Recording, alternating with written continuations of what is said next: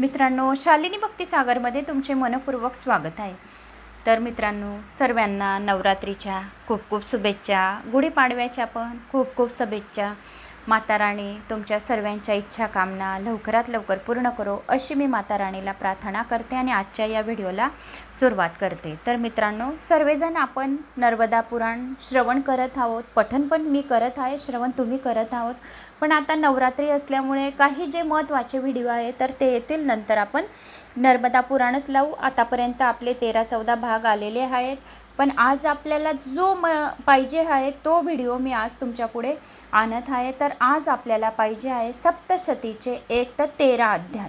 जर आपण सप्तशतीचे या नवरात्रीमध्ये 1 ते 13 अध्याय आपण श्रवण या पठण केले तर आपल्याला कुलदेवतेचे 108 पारायण केल्याचे पुण्यफळाची प्राप्ती होईल। कुलदेवता आपल्यावर प्रसन्न होईल आणि कुलदेवता जर आपल्यावर प्रसन्न झाली तर आपल्या कुलाचा वंश वाढेल, आपल्या घरात धनधान्यामध्ये वृद्धी राहील, घरातले जे आपले फॅमिली आहे तर ती चिडचिड करणार नाही, माता राणीचा आपल्यावर आशीर्वाद राहील, घरात भरभराटी राहील, मुलामुलींचे लग्न जुळतील, एकमेकांवर कोणी चिडचिड करणार नाही, शांतता राहील, घरात स्थिर लक्ष्मी राहील। यासाठी कुलदेवीची सेवा सुद्धा करायला हवी। ज्या कामामध्ये अडथळे येतात तर कुलदेवीची आपण सेवा करत नाही, त्यामुळे सुद्धा कामांमध्ये अडथळे येतात। तर असे अडथळे आपल्या मार्गात आपल्या जीवनात यायला नाही पाहिजे, म्हणून सप्तशतीच्या अध्यायांचे पारायण करतात। तर आता आपण सप्तशतीच्या अध्यायाच्या पारायणाला सुरुवात करूया। रोज 9 दिवसपर्यंत हे अध्याय दररोज आपल्याला पूजेच्या वेळेस लावून द्यायचे, स्वयंपाकच्या वेळेस लावून द्यायचे, जेव्हा तुम्हाला वेळ भेटेल तेव्हा आपण ऐकून घ्यायचा अर्धा तासाचा व्हिडिओ, म्हणजे आपल्याला सप्तशतीच्या पारायणाच्या पुण्यफळाची प्राप्ती होईल। कोणी चॅनलला नवीन आलं असेल तर लाल बटनवर सबस्क्राईब करा, ऑलवर क्लिक करा, जास्तीत जास्त जणांना महिलांना हा व्हिडिओ शेअर करा। कपाळी कुंकू लावायचा, हिरव्या बांगड्या घालायच्या, देवीची पण तुम्हाला खणा नारळाची ओटी भरायची आहे। काळा कलर सोडून देवीची ओटी तुम्ही कोणतेही वस्त्र तुम्ही देऊ शकता, देवीला काळा कलर वर्जित आहे। आपण पण नवरात्रीमध्ये 9 दिवस काळा कलर आपल्याला घालायचा नाही आहे। तर आता आपण सप्तशतीच्या या अध्यायाला सुरुवात करूया। श्री गणेशाय नमो नमः। सप्तशती देवी महात्म्य अध्याय पहिला। ओम सर्वमंगल मांगल्ये शिवे सर्वात साधिके शरण्ये त्र्यंबके गौरी नारायणी नमोस्तुते, नारायणी नमोस्तुते। श्री गणेशाय नमो नमः। अध्याय पहिला। महाकाली महालक्ष्मी महासरस्वती मात की जय। मार्कंडेय ऋषी म्हणाले, पूर्वी सरोचीश वनमन्वंतरात चैत्र वंशात जन्मलेला सुरत नावाचा राजा राज्य करीत होता। आपल्या मुलाप्रमाणे प्रजेचे पण पालन करणाऱ्या या राजावर एकदा महान संकट कोसळले। कोलविंदिसे नावाच्या शत्रूंनी त्या सुरत राजाशी युद्ध केले आणि त्याला जिंकले। दुर्दैवाने सुरत राजाचे प्रधानसुद्धा लोभी व नीच निघाले आणि राजाचा खजाना त्यांनी ताब्यात घेतला। तेव्हा राजा शिकारीच्या निमित्त करून एकटाच निसटला व एका घोर अरण्यात शिरला। त्या वनात एका ठिकाणी मेधा नामक श्रेष्ठ ब्राह्मणाचे आश्रम त्याने पाहिले। तेथे अनेक हिंसुपशी आपल्या हिंसावृत्तीचा त्याग करून एकत्र राहिले होते। अनेक ऋषी व शिष्य त्या आश्रमात साधना करीत होते। त्या ऋषींनी सुरत राजाचा सत्कार केला। त्यानंतर आश्रमात एका निवांत स्थळी जाऊन राजा परिस्थितीचे चिंतन करू लागला। माझ्या राज्याला व नगराला मी मुकलो, पण माझे सेवक धर्मन्यायाने वागून प्रजेच्या प्रतिपाळ करीत असतील का? माझे प्रधान लोभी झाल्यामुळे खजाना रिकामा होऊन कदाचित प्रजेचे हाल चालले असतील असे वाटते। या प्रकारे दुःखपूर्ण विचार करीत असताना त्या सुरत राजाला एक व्यक्ती दिसली। राजाने त्याला विचारले, तुम्ही कोण? तुमचा चेहरा दुःखाने म्लान का झालेला आहे? तेव्हा तो मनुष्य म्हणाला, महाराज, सुमादी नावाचा मी वेश्य व्यापारी आहे। द्रव्य लोभाने दुष्ट झालेले माझे पुत्र व स्त्री यांनी मला घरातून घालवून दिलेले आहे। आप्त व बांधव यांनीही मला दूर लोटले, त्यामुळे निराधार दुःखी असा मी येथे आलो आहे। परंतु या आप्त बांधवाबद्दल माझ्या मनातील ममता उसळून येत आहे। माझे आप्त मुले स्त्री आणि नोकर कसे वागत असतील? त्यांना कुठलेही दुःख तर प्राप्त झाले नाही ना? अशी चिंता अहर्निश मला लागून राहिली आहे। हे ऐकून राजा उद्गारला, अहो, तुमच्याशी नीच वर्तन करणाऱ्या त्या नातेवाईकांवर तुमचा इतका जबरदस्त स्नेह जडला आहे, याचे मला खरोखर आश्चर्य वाटते। तेव्हा वैश्य म्हणाला, आपण म्हणता ते खरे आहे, पण माझे मन या माझ्या दुर्वतीने बांधवांबद्दल स्नेहाचे वारंवार विचार का करते, ते निष्ठुर का होत नाही, मला तरी हा मोह का, हे मात्र उमजत नाही.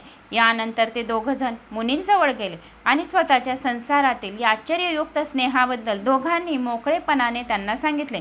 राज्याबद्दल सुरत राजाची आपुलकी, गतवैभवाबद्दल ममत्व आणि समाधी वैश्याची निष्ठुर बांधवाबद्दलची ओढ, ही आश्चर्य कोणत्या कारणाने असावेत, याबद्दलचे स्पष्टीकरण मुनीने केले. मुनी म्हणाले, मनुष्य हे ज्ञानवान आहेत हे खरे, पण पशु पक्षी इत्यादी प्राणीही आहार, निद्रा, भय व संसार याबद्दल ज्ञानीच असतात. त्यामुळे मनुष्य व इतर प्राणी या दृष्टीने समानच असतात. मुलांच्या पोषण करता सर्वार्थ वश होऊन आशेने माता पिता बद्ध होतात. मनुष्य प्राण्यातील आईबाप मुले आमचे पांग फेडतील, आम्हाला म्हातारपणी अंतर देणार नाही, असा विचार करीत असता. परंतु यात आश्चर्य नाही, कारण हा मोह उत्पन्न करणारी श्रीहरीची ही माया आहे. ही भगवान विष्णूची योग निद्रा आहे. ही मायारूपी भगवती जगन्माता आहे. जगाचे पोषण तीच करते. ज्ञानी नामाशी शेतासी देवी भगवती ही सा बलधा कृप्य मोहाय महामायाय प्रयच्छिती. ज्ञानी लोकांची सुद्धा अंतकरणे ती बलाने आकर्षून घेते आणि मोहाकडे त्यांना प्रवृत्त करते. संसार बंधन प्राप्त होण्यास तीच कारण आहेत, पण मोक्षप्राप्ती तिच्या प्रसादाने होते, म्हणून तीच भक्ती करणे सर्वश्रेष्ठ होय. मुनींचे हे स्पष्टीकरण ऐकून चकित झालेल्या त्या सुरत राजाने तिला विचारले, भगवन, या देवीची उत्पत्ती, तिचे कार्य, तिचे स्वरूप याबद्दल आपण सविस्तर माहिती सांगाल का? तेच तिचे सर्व श्रवण करण्यास मी उत्सुक झालो आहे. मुनी म्हणाले, देव कार्याकरता व भक्तांवर अनुग्रह करण्यासाठी ही शक्ती वेगवेगळ्या स्वरूपात प्रकट होते, अवतार घेते. नित्य असून अनेक स्वरूपामध्ये प्रकट झाल्याने ती जगात निर्माण होते असे म्हटले जाते. पूर्वी ही पृथ्वी जलमय झाली असता भगवान विष्णू शेषावर पहुडले व योगनिद्रेत मग्न झाले होते. त्यावेळी मधु व कैटभ असे दोन असुर श्री विष्णूच्या कानापासून निर्माण झाले. हे दैत्य ब्रह्मदेवास मारण्यास धावले. तेव्हा विश्वेश्वरी जगद्धात्री तीतसहार कारिण्यम निद्रा भगवती विष्णुरतुला तेजस प्रभू ब्रह्मवाच. विश्वाची स्वामिनी आणि जग उत्पन्न करणारी, जगाला जीवनदान देणारी, जगाचा संहार करणारी ती विष्णूची निरूपय अशी ती भगवती निद्रा, तिची स्तुती तेजस्वी ब्रह्मदेव करू लागले. तू ओंकार स्वरूप आहे, तू अमृत स्वरूप आहे, तू संध्या सावित्री विश्वजननी आहे. विश्वाची उत्पत्ती, धारण पोषण आणि शेवटी संहार हे माते तूच करते. विश्वाच्या उत्पत्तीच्या वेळी सृष्टी रूप, नंतर रक्षणकाळी स्थितरूप, अंतकाळी संहार रूप जगन्माते तूच होते. महाविद्या, महामाया, महाबुद्धी, महास्मृती तूच आहे. महान मोह निर्माण करणारी अशी तूच महादेवी महेश्वरी आहे. सत्व रज तम यांनी युक्त अशी त्रिगुणात्मक प्रकृती तूच असून तुला कालरात्री महारात्री भयंकर अशी मोहरात्री म्हणतात. यशस्वी ईश्वरी बुद्धी लज्जो पुष्टी तुष्टी शांती तूच आहे. आपल्या हातात तू खडक, तलवार, शूल, भाला, गदा, चक्र, शंख, धनुष्य, बाण, भूषंडी व परिघी शस्त्र धारण केल्यामुळे तू घोरा भयंकर उग्र दिसतेस. तू सौम्य सौंदर्यवर्ध आहेस. सर्व ब्रह्मा इत्यादी देवतांमध्ये तू श्रेष्ठ परमेश्वरी आहे. जगातील जे प्रत्येक अविनाशी सत आणि क्षणभंगुर असतात आणि त्या सर्वातील मूळ शक्ती तूच आहे. मी तुझी किती स्तुती केली तरी शब्द अपुरे पडतील. सृष्टीचा पालन करता जो विष्णू भगवान आहे त्यालाही केवळ तुझ्या प्रभावामुळे योग निद्रा आलेली आहे. विष्णू, मी ब्रह्मदेव आणि शंकर यांना देह धारण करण्यास तूच कारणीभूत झालीस. हे भगवती, तुझी स्तुती करण्यास कोण समर्थ आहे? तथापि यथाशक्ती मी तुझी प्रार्थना केली, ती ऐकून मोह येतो दुराधर्षा वसिरो मधु कैटभो प्रबुद्धच जगत स्वामी नियतो मचतो लघु बोधश क्रियतामस्य हनुमतो महासुरी. या महाभयंकर मधु कैटभ दैत्यांना तू मोहात टाक. जगतस्वामी विष्णूंना त्वरित जागे कर आणि या राक्षसांना मारण्याची बुद्धी भगवंताच्या मनात उत्पन्न कर. तेव्हा ती योग माया विष्णूंना सोडून बाजूला उभी राहिली. यामुळे विष्णू जागे होऊन त्यांनी दैत्यांना पाहिले. ब्रह्मदेवावर धावून जाणाऱ्या त्या दैत्यांशी विष्णूने बाहुयुद्ध केले. 5 सहस्र वर्ष युद्ध झाल्यावर मायावंदित झालेले ते दैत्य विष्णूंना आपण होऊन म्हणाले, तुझ्यावर आम्ही संतुष्ट आहोत. तूच आमच्याकडे वर माग. जेव्हा माझ्याच हस्ते तुम्हाला मृत्यू यावा असा वर त्वरित विष्णूंनी मागितला. दैत्य म्हणाले, ठीक आहे, ही पृथ्वी आता जलमय आहे, तरी पाणी नसलेल्या ठिकाणी तू आमचा वध कर. या पृथ्वीवर जिथे पाणी नाही त्या ठिकाणी तू आमचा वध कर. चतुर अशा श्री विष्णूंनी आपले शरीर तात्काळ वाढवले आणि आपल्या मांडीवर त्या दैत्यांना घेऊन चक्राने त्यांचा वध केला. असा हा सप्तशतीचा पहिला अध्याय होता. अध्याय दुसरा.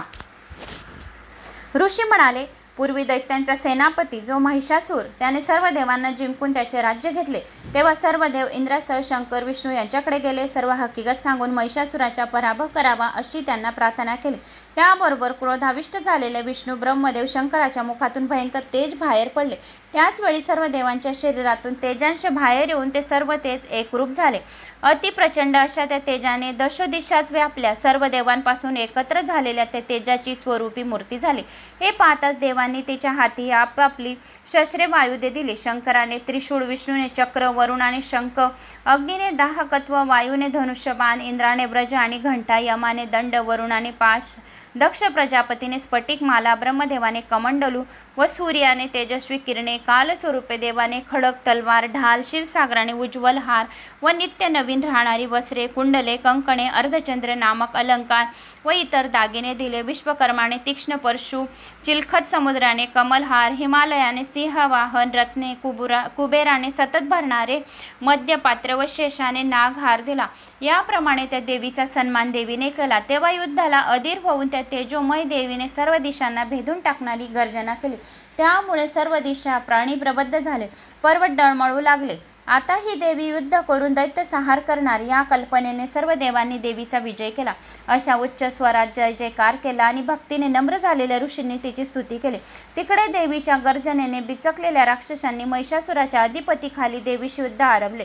चिशूर, चामर, उदग्र, महाहन, असोलिमा, बाष्कल, परिवारित, बिडाल इत्यादी राक्षस सेनापती व हजारो हत्ती, घोडे, रथ आणि कोटी राक्षस सैन्य देवाशी लढण्यात गुंतले. देवी अंबिका त्या दैत्यांशी लढता लढता जय सुस्कारे सोडत होती. त्यामुळे अनेक गण योद्धे निर्माण होऊन तेही देवीला युद्धात मदत करून राक्षस सैन्याचा संहार करू लागले. देवीने केलेल्या प्रचंड अशा घंटानादातच अनेक राक्षस मूर्छित पडले. त्रिशूल, गदा, शक्ती, तरवार, मुसळ, बाण यांचा शत्रू सैन्यावर मारा केल्याने राक्षसाच्या शरीराचे तुकडे तुकडे झाले, तर काही जखमी होऊन रक्त ओकत पडले. इकडे देवीचे वाहन जो सिंह तो राक्षस सैन्यात गर्जना करीत अरण्यातील वानव्याप्रमाणे संचार करू लागला. देवीने वध केल्यामुळे राक्षस सैन्यात रक्ताच्या नद्या वाहू लागल्या. रथ, हत्ती, घोडे छिन्न विछिन्न होऊन पसरले. गवत, लाकडे यांच्या प्रचंड ढिगांचा अग्नी ज्याप्रमाणे नाश होतो त्याप्रमाणे अंबिका देवीने राक्षस सैन्याचा काही क्षणातच नाश केला. तरीही राक्षस सैन्यात डोके तुटले असताना रणवेश प्राप्त झाल्यामुळे राक्षसांची काहीचे कबंदे लढत होती. असा हा देवी सप्तशतीचा दुसरा अध्याय होता. अध्याय तिसरा. ऋषी म्हणाले, राक्षस सैन्यांचा प्रचंड संहार पाहून चिशूर हा दैत्य सेनापती अंबिकेशी युद्ध करण्यास सरसावला, पण देवीने त्याचे धनुष्यबाण तोडून टाकले, त्याचा रथ नष्ट केला. तेव्हा चिशूराने सर्व शक्ती एकवटून तरवारीचा वार देवीच्या बाहूवर केला, पण ती तरवार मोडून पडली. चिशूराने शूल फेकला, तेव्हा देवीने स्वतःच्या शूलाने व त्या चशुराचे व त्या शूलाचे तुकडे केले. मग चामर हा दैत्य पुढे झाला आणि दोन फेकलेल्या शक्तीला देवीने आपल्या फक्त हुंकाराने निस्तेज केले आणि देवीच्या सिंहाने गर्जना केली. आकाशात उडान केले व खाली येताना आपल्याला पंजानेच त्या चामरावर शिर घडा वेगळा केले. त्यानंतर देवीने उदग्र, उद्वीर्य, महाहून, उग्रमुख, बिडाल, दुर्धर, दुर्मुख या राक्षसांना ठार मारले. तेव्हा चिडलेल्या महिषासुराने रेड्याचे रूप घेतले. देवीच्या गणावर तो चालून आला. शिंगे, खूर, शेपटी, सुस्कारा, तोंडाचा प्रहार अशा मुसंडीने देवसैन्याची त्याने दानादान केली. तथापि देवीने पाश टाकून त्या रेड्यात बांधले. तेव्हा त्याने प्रथम सिंह, नंतर खड्गधारी पुरुष, त्यानंतर हत्ती ही रूपे भराभर त्याने धारण केले. पुन्हा शेपटी रेड्याचे रूप धारण केले. धुमाकूळ सुरू केला. हा गर्जना करू लागला. मग देवीने मद्यप्राशन केले. युद्धप्रसंगी योग्य अशा मद्यपाशानामुळे देवी अधिकच क्रोधाविष्ट झाली. लाल डोळे झालेली ती तेजोमय देवी हसू लागली. अरे मूर्खा, तू खुशाल गर्जना कर, तुझा नाश जवळ आलाय, असे ती म्हणाली. तेव्हा रेड्याचे रूप सोडून राक्षस पुन्हा लढू लागला. ते पाहताच देवीने राक्षसाचे शिर त्वरित तरवारीने तोडले आणि देवांची बाजू राखली. त्याबरोबर हर्ष पाहून देवांनी जयघोष केला आणि उदयस्तु उदयस्तु उदयस्तु अंबा मातेचा उदयस्तु असा जयघोष केला. अध्याय तिसरा सप्तशतीचा संपूर्ण झाला. अध्याय चौथा.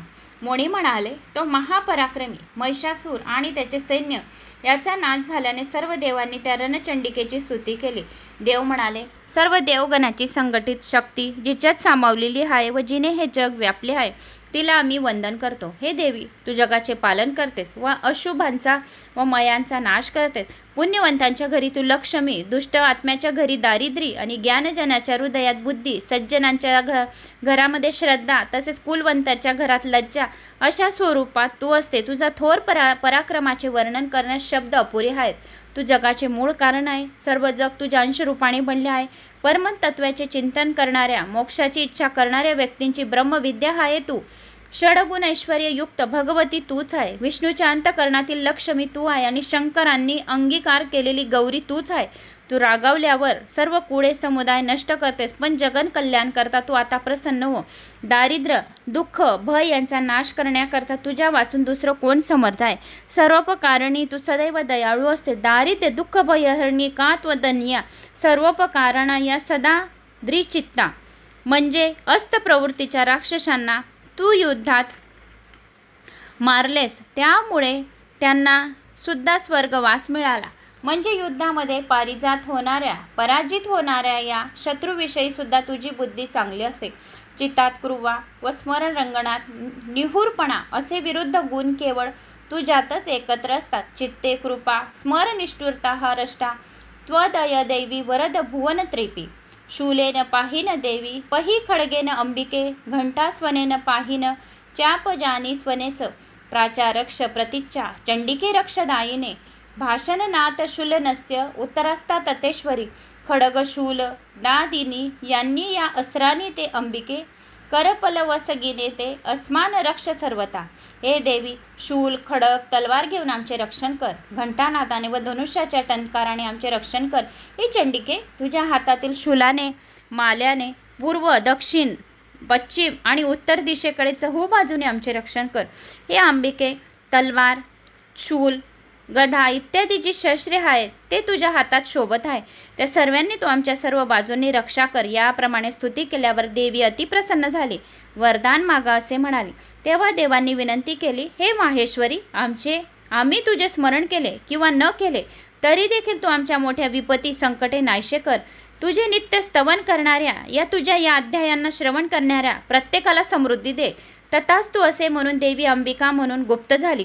पण शुंभ निशुंभ दैत्यांना मारण्यासाठी ती पुन्हा प्रकट झाली. अध्याय 4 समाप्त झाला. सप्तसतीचा अध्याय 5. मुनी म्हणाले, पूर्वी शुंभ निशुंभ दैत्यांनी उन्मत्त होऊन त्रैलोक्य जिंकले, देवांचा पराभव केला, सर्व ठिकाणी त्यांचा अधिकार गांजून लागला आणि तेव्हा ते पराजित देव देवीचे स्मरण करून स्तुती करू लागले. विष्णू, माया, चैतन्य रूपाने प्राण्याच्या ठिकाणी असणारी तू आहेस. तसेच सर्व प्राणीमात्राचे ठिकाणी बुद्धी, निद्रा, शुद्धा, छाया, शक्ती, तृष्णा, क्षमा, लज्जा, कांती, समृद्धी, शांता, शोभा, कांती, लक्ष्मी, वृत्ती, जीवनाचा व्यवसाय, स्मृती, दया, संतोष, तुष्टी, माता, भ्रांती या विविध रूपाने तू वसतेस. तुला शतशत वारंवार प्रणाम आहे. याप्रमाणे इंद्राने अश्विन शुद्ध नवमी मंगळवार असताना देवासही स्तुती केली. तेव्हा तिकडे पार्वतीचे शरीर कोशापासून कौशकी ही देवी निर्माण झाली. कौशिकीच्या निर्मितीमुळे पार्वती देवीचा वर्ण सावळा झाला. तिला कालिका नाव प्राप्त झाले. ती कालिका हिमालयाच्या आश्रयाने राहिली. तेथे एकदा चंड व मुंड हे 2 राक्षस गेले. त्यांनी अंबिकेला कौशिकेला पाहिले. तिच्यासारखे श्रीरत्न आपल्या स्वामीजवळ असावे असे त्याला वाटले. म्हणून परत आल्यावर त्यांनी शुंभ दैत्याला देवीचे वर्णन करून ते रत्न मिळवावे अशी विनंती केली. या स्त्रीमुळे आपल्या सकळ वैभवाला शोभा येईल असे म्हणाले. ते ऐकून शुंभाने सुग्रीव व राक्षस दूताला देवीकडे पाठवले. तो दूत देवीची विविध प्रकारे स्तुती करून म्हणाला, महापराक्रमी शुंभ रत्नाचा भोक्ता आहे. तुझ्यासारखे श्रीरत्न त्याच्याजवळ शोभेल. या शुंभाला किंवा त्याच्या भावाला निशुंभाला तू पती म्हणून स्वीकार कर आणि त्यांच्या गळ्यामध्ये तू माळ घाल. देवी गंभीरतेने हसून देवी म्हणाली, तू अगदी खरे तेच बोलला, पण माझी एक प्रतिज्ञा अशी आहे की यो मा जयती संग्रामे, यो मे दर्प व्योपहती, यो मे प्रतिबल लोके समेत भरता भविष्यती. जो पुरुष मला रणगणात युद्ध करून जिंकेल व माझा युद्धगर्व हरण करेल आणि अशा प्रकारे जगात माझ्यापेक्षा बलवान असेल तोच माझा पती होईल. तरी माझी ही प्रतिज्ञा त्यांना सांग. माझे पाणी ग्रहण करणाऱ्याचे शुभ कार्यात आता विलंब कशाला. अध्याय 5 समाप्त. अध्याय 6. मुनी म्हणाले, मग क्रोधाने लाल होऊन दूत परतला. त्याने दैत्य राक्षस देवीचा निरोप सांगितला आणि तेव्हा दैत्य राजा क्रोधाने म्हणाला, सेनापती धूम्रलोचना, त्या उर्मट आणि गर्विष्ठ स्त्रीला तिचे केस धरून फरफडत माझ्याकडे घेऊन या आणि तिचे संरक्षण करणाऱ्या देव गंधर्व यक्ष सैन्याचा नाश करा. अर्थात सेनापती धूम्रलोचन गर्जना करीत देवीकडे 60,000 सैन्य घेऊन गेला व त्याने तिला पुन्हा दैत्यराजाची आज्ञा सांगितली. देवी म्हणाली, तू मला नेऊ शकतोस, तुझं जवळ सैन्य आहे, मी तुझे काय बरे परिपत्य करणार. हे ऐकताच तो धूम्रलोचन देवीकडे धावला, पण देवीने नुसते हुंकार करताच त्या दैत्याचे भस्म केले. हुंकीकरण एवं तम भस्मच चकार अंबिका तदा. देवीने राक्षस सैन्यावर बाण, कुऱ्हाडी व शक्ती यांचा भडीमार केला. थरथर करणारी आया ज्याची आहे तो देवीच्या सिंहाने तर अति भयंकर गर्जना करून राक्षसावर हल्ला चढवला. त्या क्रोधाविष्ट केसांनी राक्षसांना ठार मारले. आपले सैन्य व धूम्रलोचन सेनापती नष्ट झाले. त्या ऐकून चंड व मुंड नावाच्या आपल्या प्रचंड राक्षसांना शुंभ म्हणाला, देवीला फरफटत घेऊन या किंवा तिला शस्त्रांनी जर्जर करा, तिच्या सिंहाला ठार मारा, तिला बांधून त्वरित बरोबर घेऊन या. अध्याय 6 समाप्तम. अध्याय 7. मुनी म्हणाले, दैत्यराजाची याप्रमाणे आज्ञा झाल्यावर चंड आणि मुंड हिमालयाकडे आपल्या प्रचंड सैन्यासह निघाले. गिरीशिखरावर विराजमान झालेली देवी त्यांना दिसली. ती किंचित हसतच होती. लगेच चंड मुंड हे आपल्या राक्षस सैन्यासह देवीला पकडण्याचे प्रयत्न करू लागले. त्याबरोबर अंबिका क्रुद्ध झाले. तिने स्वतःपासून प्रचंड उग्र स्वरूपी देवी निर्माण केले. तिचे नाव काली ठेवले. राक्षसाच्या मस्तकाची माळ तिने गळ्यात घातली. वाघाचे कातळे वस्त्रे म्हणून पांघरले. लाल जीभ बाहेर काढली. ती गर्जना करू लागली. शत्रूच्या सैन्यात शिरून राक्षसांना भक्षण करू लागली. सर्व रथ, घोडे, योद्ध, हत्ती यांना उचलून स्वतःच्या जबड्यात टाकू लागले. राक्षसांचे अस्त्रे शस्त्रे दाताखाली धरून चूर्ण करू लागले. तेव्हा चंड राक्षस देवीच्या अंगावर धावला. मुंडाने युद्ध सुरू केले. त्या क्षणी देवी भयानक असली. तिने गर्जना केली. चंडाचे केस हातांनी धरून त्यांचे मस्तक चंडाचे केस हाताने धरून त्यांचे मस्तक तिने छेदून टाकले व मुंड राक्षसाचा तलवारीने वध केला. तेव्हा सर्व राक्षस सैन्य भयाने सैरावेरा पळत सुटले. नंतर चंड मुंडांची मस्तके हातात धरली. ती काली अंबिकेकडे आली व म्हणाली, आता युद्धात तू शुंभ निशुंभांना ठार कर. मी चंड मुंड या 2 पशूंना ठार मारले आहे. तेव्हा चंडिका कालीला म्हणाली, चंडमुंडाची मस्तके हातात धरून तू आलास म्हणून तुला चामुंडा हे नाव पडेल. चामुंडा म्हणून लोक तुझे पूजन करतील. यस्मात चंड व मुंड गृहातवंतम उपागता चामुंडा इति ततो लोके ख्याता देवी भविष्यासी. म्हणजे भविष्यामध्ये तुला चामुंडा या नावाने पूजन करतील. अध्याय 7 समाप्तम. अध्याय 8. मुनी म्हणाले, चंडमुंडाचा वध झालेला पाहून शुंभ ससैन्य देवीशी युद्ध करण्यास निघाला. ते पाहून चंडिका देवीने आपल्या धनुष्याचा टणत्कार केला. 4 दिशा त्या आवाजाने दणदणल्या. हातातील घंटेचा प्रचंड नाद तेने केला. तिला साथ देणारी काली गर्जना करू लागली. सिंहही दशोदिशा भरून टाकणारी गर्जना करू लागला. तेव्हा राक्षस सैन्याने देवीला वेढा घातला. तसेच लगेच सर्व देवांपासून विविध शक्ती दैत्वा निर्माण झाल्या. देवीच्या सहार्थ्याने आल्या. ब्रह्मदेवापासून ब्राह्मणी, शंकरापासून माहेश्वरी, मोरावर बसलेली कोमरे, गरुडावर बसलेली वैष्णवी, श्री विष्णूची वाराही, नृसिंहाची नारसिंह, इंद्रापासून ऐंद्री अशा देवता निर्माण झाल्या. हे पाहून शंकर चंडिकेस म्हणाले, माझ्या मनप्रसन्नतेसाठी सर्व राक्षसांना तू लगेच ठार मारून टाक. तेव्हा चंडिकेच्या शरीरातून अतिशय भयंकर आणि उग्र कोल्ह्याच्या ओरडण्याप्रमाणे विचित्र गर्जना करणारी अपराजिता नावाची शक्ती निर्माण झाली. ती शंकरांना म्हणाली, माझा दूत होऊन तुम्ही त्या राक्षसांना माझा निरोप सांगा की इंद्राला त्याचे राज्य द्यावे, स्वतःचा जीव वाचवावा म्हणून परत यावे. श्री शंकर तिचे दूत झाले म्हणून तिला शिवदूती असे नाव प्राप्त झाले. शंकरांनी तिचा निरोप सांगितला. पण ते राक्षस संतापून युद्ध करू लागले आणि सर्व देवी त्याच्याशी युद्ध करून शत्रूचा नाश करू लागल्या. काली शूल प्रहाराने लढू लागली. ब्राह्मणांनी शत्रूवर कमंडलूतील पाणी शिंपडून त्यांचा पराक्रम तेज नष्ट केले. माहेश्वरी त्रिशूलाने, वैष्णवी चक्राने, कोमारी शक्तीने इंद्रिवश प्रहार करून, वाराही मुखाने, धाडेने तर नारसिंह नखांनी राक्षसांचा वध करू लागला. शिवदूतीचे प्रचंड गर्जनेने राक्षस सैन्य घाबरून पळू लागले. हा अनर्थ पाहताच राक्षसातील बडाढ्य रक्तबीज नावाचा राक्षस पुढे येऊन लढू लागला. त्याला होणाऱ्या जखमातून रक्ताचे थेंब पृथ्वीवर पडू लागले. त्या प्रत्येक थेंबागणित एक एक राक्षस निर्माण होऊ लागले. राक्षसाचे सैन्य वाढू लागले. तेव्हा हा भयंकर प्रकार थांबवण्यासाठी चंडिका कालीला म्हणाली, ए चामुंडे, तू आपले मुख प्रचंड पसरून रक्तबीजाचे खाली पडणारे रक्त आपल्या मुखामध्ये प्राशन कर व राक्षसाचे बीज गिळून टाक, म्हणजे रक्तबीज राक्षस नष्ट होतील. कालीने तसेच केले. तेव्हा रक्तबीज अशक्त झाला. त्यानंतर कौशकी देवीने केलेल्या शस्त्रप्रहाराने ते रक्तहीन होऊन मरून पडला. तेव्हा सर्व देवांना हर्षयुक्त होऊन देवीचा जय जयकार केला. असा हा सप्तशतीचा देवी महात्म्याचा अध्याय 8वा समाप्तम झाला. अध्याय 9. मुनी म्हणाले, रणगणावर रक्तबीज या पराक्रमी राक्षसवीराचा अनेक राक्षसांचा संहार झालेला पाहून शुंभ व निशुंभ अत्यंत रागावले. दोध क्रोधाने ससैन्य देवी सैन्यावर हवा करण्यास गेले. ब्राह्मणी वगैरे मातृदेवतेशी ते युद्ध करू लागले. नंतर चंडिकेशी युद्धाचा प्रसंग आला. निशुंभाने सोडलेल्या शक्ती व शूल यांचे निवारण देवीने केले. गदा परशु अशा शस्त्राने तिने तुकडे तुकडे केले व राक्षसाला बाणाने घायाळ केले. निशुंभ मूर्छित पडला. तेव्हा त्याचा भाऊ शुंभ पुढे आला. देवीने प्रचंड घंटानाद शंखनाद करून राक्षसाचा तेजोभंग केला. सिंहानेही गर्जना करून राक्षस सैन्यातील हत्तींना घाबरले. शुंभाला शूलप्रहार करून देवीने मूर्छित केले. तेवढ्यात निशुंभ शुद्धीवर आला. तत्काळ त्याच्यावर शूलप्रहार करून त्याला तिने ठार केले.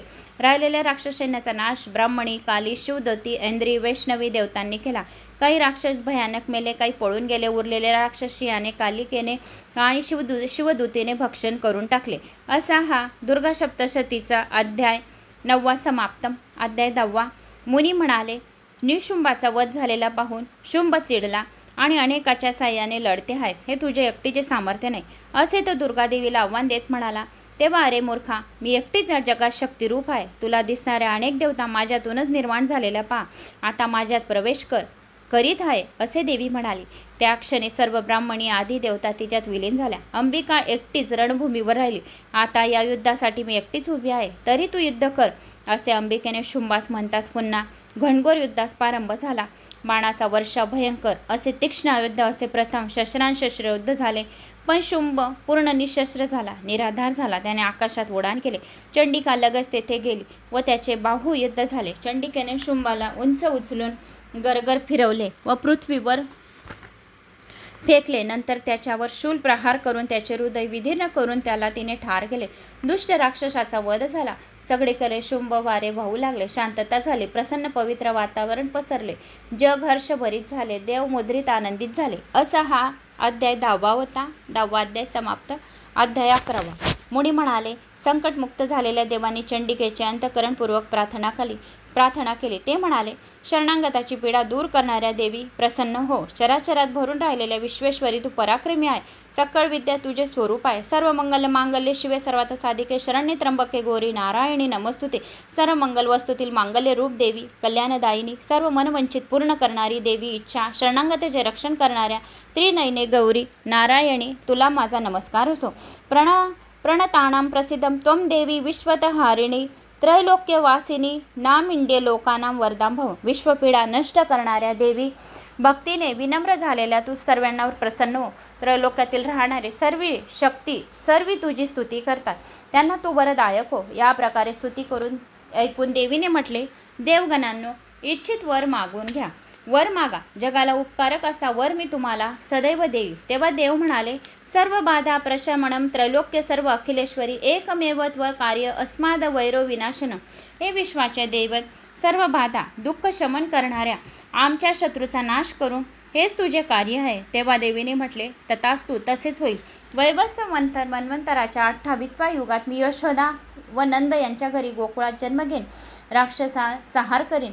त्यावेळी विंध्य पर्वतावर राहीन. त्यानंतर वयप्रचित दानवांचा वध करण्यास मी पुन्हा अवतार घेईन. त्यावेळी मला रक्तदंतिका हे नाव पडेल.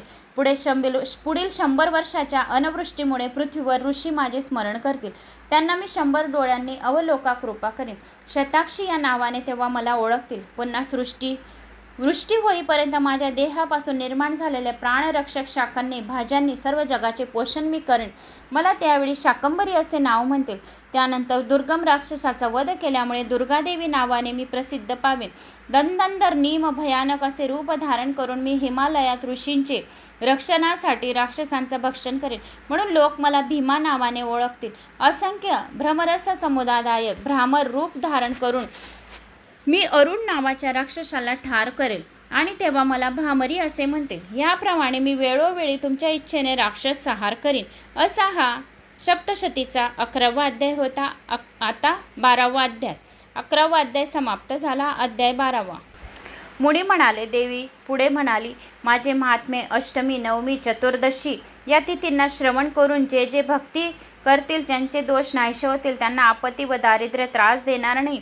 हे माझे महात्मे नित्य एकाग्र मनाने पठन करावे, श्रवण करावे। जेथे हे महात्मे पठन चालू असते, जेथे माझे महात्मे वाचले जाते, तेथे मी नित्य राहते। अश्विन महिन्यात, नवरात्रात, चैत्रमध्ये माझी महापूजा करून त्यावेळी महात्मे पठन श्रवण करण्यास कुठलीही पीडा होणार नाही। आरोग्य, आयुष्य आणि दीर्घ आयुष्याची धनसंपदाची प्राप्ती होईल। सर्व बाधा विमुक्त होईल। धनधान्य समर्पित होईल। मनुष्य मत प्रसादेन भविष्यंती आणि न संशया तो मनुष्य माझ्या कृपाप्रसादाने सर्व पीडांपासून मुक्त होऊन त्याला धनधान्याची समृद्धी लाभेल। महालक्ष्मीचा त्याच्या घरात वास्तव्य राहील। धनधान्याचे भांडार भरलेले राहील। कोणत्याही कामात त्याला अडथळे येणार नाहीत आणि त्याची यश आणि कीर्तीच वाढेल। जो कोणी हे महात्मे माझे श्रवण करेल त्याच्यावर माझी कृपा अपार राहील। 7 पिढ्यांपर्यंत माझी कृपा बनून राहील आणि 21 पिढ्यांचा त्यांचा उद्धार होईल। जे कोणी माझे हे महात्मे श्रवण करते त्यामुळे वाईट स्वप्नाचा नाश होईल। वाईट स्वप्नाचे पडताळे शुभ होतील। हवालादिल झालेल्या, मतभेद झालेल्या समाजात महात्मे वाचनाने, श्रवण ऐकण निर्माण केल्याने सर्व प्रकारच्या संकटात देवी महात्मे स्मरण करतात मनुष्य संकटमुक्त होईल।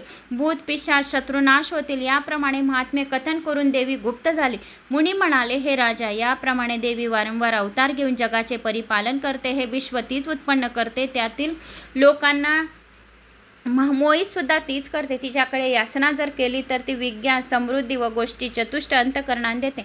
महादेवी, महाकाली, महासरस्वती ही महामारी या स्वरूपाने तिने सर्व ब्रह्मांड व्यापलेले आहे। प्रलयकाली ती लोकांची संहार करणारी महामारी होती। स्वतः जन्मरहित असून सृष्टी तीच उत्पन्न करते। सनातन, नित्य आणि तिचे स्वरूप असल्यामुळे जगाचे रक्षण तिच्याकडूनच होते। अबुद्ध काळी मानवाच्या घरात संपत्तीची वाढ करणारी लक्ष्मी देवी तीच आहे आणि विपितकाली संपत्तीचा नाश करणारी दारिद्र्य स्वरूप सुद्धा तीच आहे। तर असा हा अध्याय 12वा समाप्त झाला। अध्याय 13वा। अशा प्रकारे देवी महात्मे सांगून मेधा ऋषी म्हणाले, हे सुरत राजा, देवीची माया आता तुला कळली असेलच, म्हणून त्या परमेश्वराला तू शरण जा। या देवीकडून हा वेश्य तू यापूर्वी अनेक विचारी लोक मोहित झाले आहेत, होतही असतात, पुढे सर्वजण मोहात पडतील, म्हणून तिला शरण जाणे योग्य आहे। तिची आराधना केली तर मानवाला ऐहिक सुख, उपभोग, स्वर्ग आणि मोक्ष तीच प्रदान करते। मार्कंडेय ऋषी म्हणाले, मेधा मुनीस नमस्कार करून सुरत राजा समाधी वेश्य नदीवर तपश्चर्या करण्यासाठी निघून गेला। श्री देवी सुक्ताचा जप करीत ते दोघे तपश्चर्या करू लागले। नदी तीरावर देवीची मातीची मूर्ती तयार करून त्यांनी आराधना केली। सुरत राजा समाधी वेश्य यांनी 3 वर्ष तपश्चर्या करून देवीची कृपा संपादन केली। राजाला त्याचे वैभव मिळाले आणि मोक्ष देणारे ज्ञानही प्राप्त झाले। तो सुरत राजा सार्वणिक मनू म्हणून प्रसिद्ध झाला। समाधी वेश्याला अध्यात्मन त्याच्या इच्छाप्रमाणे मिळाले। असे हे श्रीदेवी महात्मे होते। तर मी ते तुम्हाला सांगितले। तर आता देवी महात्मे सप्तशतीचे 1 ते 13 अध्याय आपण या व्हिडिओच्या माध्यमाने ऐकले। तर दररोज तुम्हाला माता जगदंबेची सेवा तुम्हाला रोज करायची आहे। तर मी नर्मदा पुराण राहू दिले आणि तुमच्यापर्यंत हे 1 ते 13 अध्याय पोचवले। तर सर्वांनी हे 1 ते 13 अध्याय सकाळ संध्याकाळ श्रवण करा, म्हणजे देवीची आपल्यावर कृपा होईल। अध्याय श्रवण केल्यानंतर ओम ऐं ह्रीं क्लीं चामुंडाय उच्चै नमः, ओम ऐं ह्रीं क्लीं चामुंडाय उच्चै नमः असा मंत्र तुम्हाला 9 वेळा बोलायचा आहे। या 1 माळ जर केली तर अतिउत्तम। तर हा वाचकांनी मन शांतीसाठी हा रोज सप्तशतीचे सार वाचावे। प्रथम 108 देवीचा जप करावा। प्रत्येक अध्याय झाला की 9 वेळा जर तुम्हाला शक्य असेल तर ओम ऐं ह्रीं क्लीं चामुंडाय उच्चै नमः या मंत्राचा जप करावा, नाही तर सर्वात शेवटसुद्धा 1 माळ केली तरी चालेल। ज्यांना जमणार नाही त्यांनी 13वा अध्यायानंतर 108 वेळा देवी जप करावा। ज्यांना हा मंत्र येणार नाही त्यांनी ओम श्रीं नमः हा जप 3 मिनिटं करावा, तरी श्रद्धापूर्वक करावा। जगदंबा माता आपल्याला मदत करतील आणि निष्ठावंतांना 3 वर्षात चांगले बदल अनुभवात येतील। धीर धरला समाधान मिळेल। संकटाच्या वेळी श्रद्धा ढळू देऊ नये आणि देवीचे सतत मनन चिंतन करावे। देवीचे नैवेद्य कोणते कोणते व केव्हा करतात तिथीप्रमाणे वाराप्रमाणे भाग पाडून आपल्या प्रश्नाचे उत्तर आहे हे। रविवारी खिरीचे नैवेद्य, सोमवारी दूध, मंगळवारी केळी, बुधवारी ताजी लोणी, गुरुवारी साखर, शुक्रवारी पांढरी साखर, शनिवारी गाईचे तूप असे ग्रंथात म्हटले आहे. लाल साखर म्हणजेच गूळ असा अर्थ आहे, तर गूळ पण देऊ शकता. तिथी पर्वे प्रतिपदाला गाईचे तूप दिले तरी चालेल. द्वितीयेला साखर, तृतीयेला दूध, चतुर्थीला लाडू किंवा अनारसे, पंचमीला केळी, षष्ठी मध, सप्तमीला गूळ, अष्टमीला नारळ, नवमीला साड्यांच्या लाया, दशमीला काळे तीळ, एकादशीला दही, द्वादशीला पोहे, त्रयोदशीला चणे, चतुर्दशीला सातूचे पीठ, पौर्णिमेला खीर. तर असे या तुम्हाला नैवेद्य द्यायचे यांचे. तर मित्रांनो, मला अशी आशा आहे की तुम्हाला माझा हा व्हिडिओ आवडला असेल. आवडल्यास एक लाईक करा, चॅनलला सबस्क्राईब करा. कुठून कोणत्या गावात तुम्ही माझा हा व्हिडिओ ऐकत आहोत आपल्या गावाची कमेंट्स नक्की करा. माझा आत्मविश्वास वाढवा. शालिनी भक्तिसागर कथा हे माझं सेकंड चॅनल आहे, त्या चॅनलला बी सबस्क्राईब करावे. कमेंट्स बॉक्समध्ये जय माता दी अवश्य लिहावे. तुमचे जय माता दी लिहिलेले माताराणीपर्यंत तुमची कमेंट्स पोचवेल, तर तुम्ही नक्की जय माता दी हे कमेंट्स करावे. तर हे पुस्तक खूपच बारीक अक्षर होतं, तर वाचायला थोडं दिक्कत येत होती, म्हणून थोडं मध्ये थांबावं लागलं. त्यामुळे थोडे समजून घ्यायचे. तर वाचलं तर मी पूर्ण 13 अध्याय, पण खूपच बारीक अक्षर होतं ह्या पुस्तकाचे. बाकी पुराणांचे मोठे मोठे अक्षर वाचायची सवय झाली आहे. चष्मा पण लागला आहे, पण चष्मा लावत नाही मी. पण तरी पण खूप बारीक अक्षर वाचले मी, बरोबर तुमच्यापर्यंत पोहोचवले, पण त्यामुळे थोडा वेळ लागला. नाही तर अजून स्पीडमध्ये तुमच्यापर्यंत 1 ते 13 अध्याय येऊन गेलेले असते. जेवढ्या कमी वेळात आपण केले तेवढा आपला पण टाईम वाचतो, दुसऱ्या कामांना पण आपल्याला वेळ होतो. पण 2 मिनटं काढून या 30 मिनटातच 1 ते 13 अध्याय तुमच्यापर्यंत पोहोचवलेले आहे. तर सर्वांनी आरामाने बसून अर्धा तास देवीचे मस्त पारायण करा. 1 ते 13 अध्याय सप्तशतीचे अर्धा तास दिवसभरातून आरामाने निघेल. सर्वांचा निघेल असं तर मला वाटतं. व्हॉट्सअप स्टेटस थोडे कमी पाहिले चालेल, पण 1 ते 13 अध्यायांचे पारायण करा. म्हणजे देवी आपल्याला केव्हाही आपल्याबरोबर राहील, संकटाच्या वेळी साथ देईल, आपल्या मुलांची प्रगती व्हायला मदत करेल. व्हॉट्सअप स्टेटस हे आपले मदत करणार नाही आहे, तर देवीच आपली मदत करेल. म्हणून अर्धा तास काढून देवीचे हे पारायण करण्याचे करावे. कमेंट्स बॉक्स लाईक शेअर नक्की करा. जय माता दी.